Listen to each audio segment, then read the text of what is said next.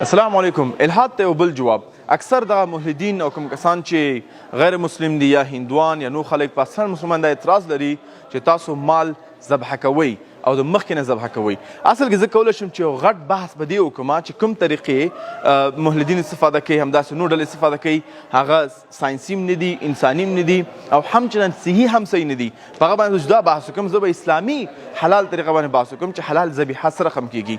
اسلام څو شرطونه لري. اول ستا به چقو تیره وي. چې کله د چقو تیره وي او چقو دې په غاړه باندې کېښودو، چې څنګه دې په غاړه باندې کش کو، دلته جنګولر وین دی، همداسې نور کوم رګونه چې دي د اعصابو سره د درد مسؤلیت لري چې اعصابو سره وجود سره رابطه قطع کېږي.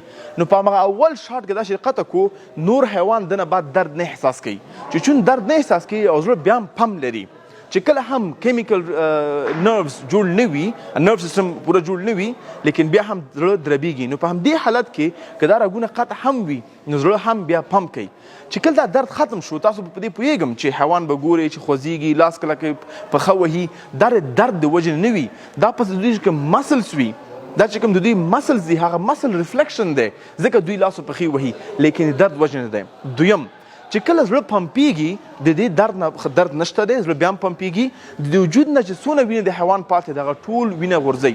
او تاسو پوهیږئ چې وینه د مرضونو د جیمز او ډیزیزز یو مکمل کور دی. نو د حیوان نه وینه وځي. دویم، دا وینه ګرمه وځي، او چې کله ګرمه وځي نو د حیوان غوښه چې ده شخه نه پاتې کېږي. دریم شرط چې کوم اسلام هم ایښی دی چې کله ته یو مال ذبحه کوې، باید د مل بال مخکې ونه کړي، ځکه چې تشویش نه شي. یعنې دا باید ونه ډار شي، غم ونه ګوري.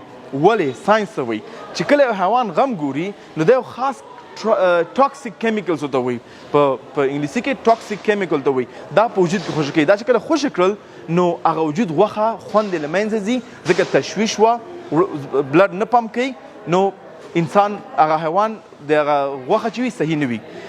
یعنې زه کولی شم چې اوږد لیکچر ورکړم د انزایم باره کې، کلسترم باره کې چې څونه فایدې لري، خو هغه به پرېږدم. اوس راځو چې نور طریقې استفاده کړو ته. یو طریقه چې مثلا نور غربي ملکونو کې اوسه کوي، هغه یو شاټ دی، هغوی ګن شاټ لري. دا چې ووهله، اول وینه تویه نه شوه، چې وینه تویه نه شوه غوښه پاکنده.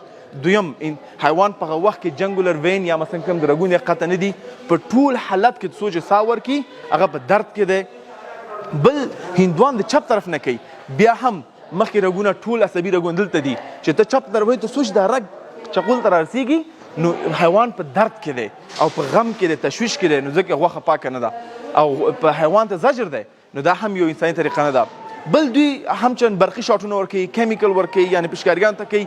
هغه یو هم هغه کوم چې په 1923 کال کې صحي قانون جوړ شوي وو، هغه یو هم صحیح نه پاس کوي. یعنې چې کوم اسلامي قانون دی، که هغه تاسو صحت سره په ضرب کوي، ساینس سره ضرب کوي، او د حیوان یعنې حیوان سره د رابطې سره ضرب کوي چې دغه ته باید زجر ورنکړل شي، نو دا ټول قانونونه د اسلامي شریعت په مطابق دي، او ذبیحه چې کوم اسلامي شریعت مطابق وشي نو هغه کې څه مشکل نشته دی. نو که بیا هم څوک دا پوښتنه کوي چې تاسو ولې په اولاد هم پیدا شي، تاسو حقیقه کوئ، همداسې نور ذبیحه کوئ یا مثلا قرباني کوئ، یو دلیل دا چې کله موږ هم دا کارونه کوو، دا اکثر دې پر نه چې موږ خپل ګېډه کې واچو، دا بلکې فقرا ته ورکو، مساکینو ته ورکو، هغه خلک چې ضرورت لري.